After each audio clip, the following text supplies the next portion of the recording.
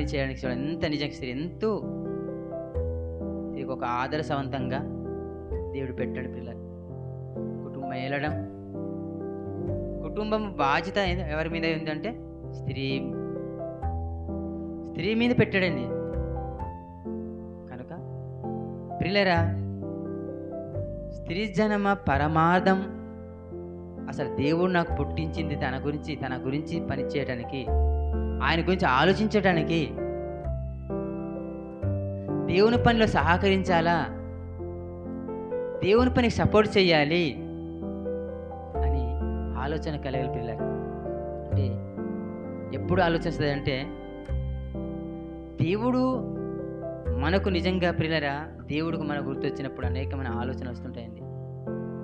పుట్టింది నేను లోకం గురించి కాదు కదా, పుట్టింది నేను ఏదో లోకాన్ని గురించి కాదు, నేను పుట్టింది దేవుని గురించే.